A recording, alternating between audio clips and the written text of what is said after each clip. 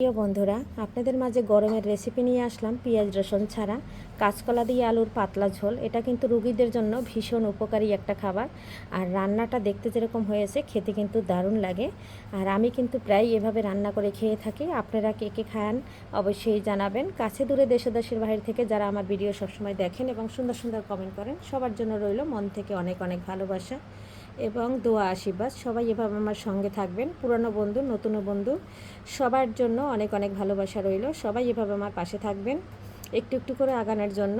আর ফুল ভিডিওটি দেখে একটা অবশ্যই লাইক করে একটা ছোট্ট মন্তব্য রেখে যাবেন। মন্তব্য ধরে চলে যাব আপনাদের পরিবারে। নমস্কার বন্ধুরা, সবাই কেমন আছেন? আমি পাপড়ি কিচেন অ্যান্ড ব্লগ থেকে চলে আসলাম আপনাদের মাঝে। আজকে থাকছে কই মাছ দিয়ে কাঁচকলা রান্না। এই যে দেখুন, কাঁচকলাটা কিন্তু খুব সুন্দর করে কেটে নিয়েছি। আর সবগুলো কাঁচকলা আমি খুব সুন্দর করে কেটে নিয়েছি।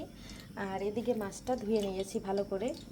মাছের ভিতরে হলুদ লবণ দিয়ে দিচ্ছি, এখন মেখে নিচ্ছি। আর এদিকে ফ্রাই প্যানে তেল দিয়ে দিচ্ছি, ভেজে নেব, তাহলে ঝটপট হয়ে যাবে। আর ওদিকে কড়াইতে কলাটা ভেজে রান্না করে নেব। কোনো পেঁয়াজ রসুন কিন্তু কিছুই দেবো না, শুধু একটু কাঁচামরিচ দিয়ে আর হলুদ মরিচ লবণ যা যা লাগে সেটা দিয়েই রান্না করে নেব।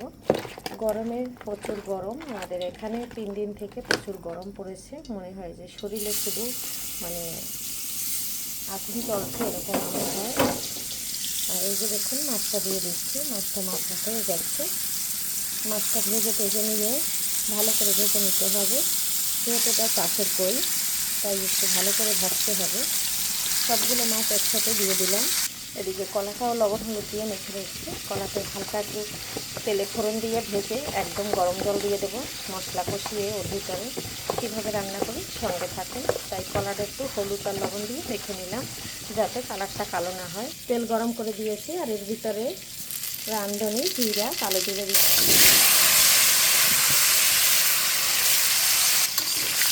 এটা কিন্তু একদম পুড়ে গেছে, এটা কিন্তু সুন্দর একটা ফ্লেভার বের হয়েছে। আর আমি মশলাটা দিয়ে মানে ফোড়নটা দিয়ে একদম কষিয়ে নিচ্ছি। এখন এখানে একটু কাঁচামরিচ দিয়ে দেবো। কাঁচামরিচ দিয়ে তারপরে নেড়ে ছেড়ে নেব। তবে কলাটা ভাজা হতে থাক, তার হাইতে কলাটা ভাজছি। এদিকে মাছটা উল্টে পাল্টে ভেজে নিচ্ছি। কাঁচামরিচ বাটাটা দিয়ে দিয়েছি। এখানে কিন্তু গুঁড়ামরিচটা দেবো না, আমার শাশুড়ি মা খেতে চায় না গুঁড়ামরিচ, তাই গুঁড়ামরিচটা দিচ্ছি না। এরপরে দেবো হলুদ, আর দেবো একটু ভিনটে জিরার গুঁড়া। কাঁচামরিচ আমাদের শরীরের জন্য খুবই ভালো, শুকনো মরিচ না খাওয়াটা অনেক ভালো। সব কিছু দিয়ে একসাথে একটু এই যে নেড়ে চেড়ে নিলাম।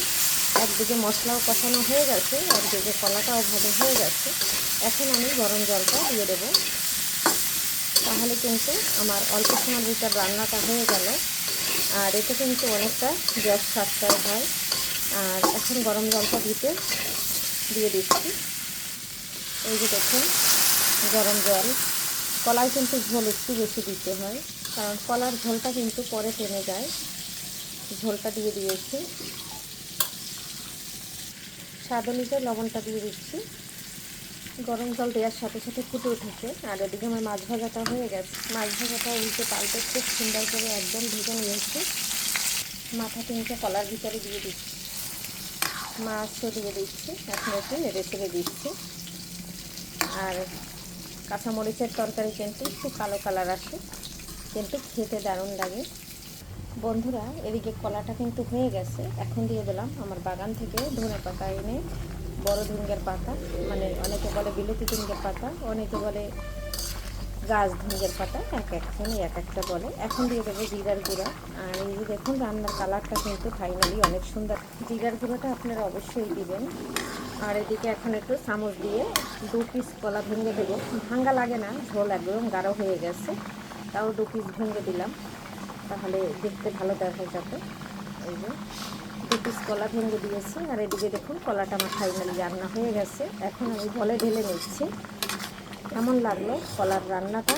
আর একদম অল্প সময়ের ভিতরে এইরকমভাবে কলার রেসিপি করলে রান্না হয়ে যায়। আর খেতেও কিন্তু দুর্দান্ত হয়। কলায় আছে প্রচুর আয়রন, আর আমাদের শরীরে আয়রন জাতীয় খাবার খুবই ভালো। এই যে দেখুন, খুব সুন্দর করে কিন্তু আমি কলাটা এখন নামিয়ে নিচ্ছি। আর ফাইনাল লুকটা তো দেখাই দিচ্ছি।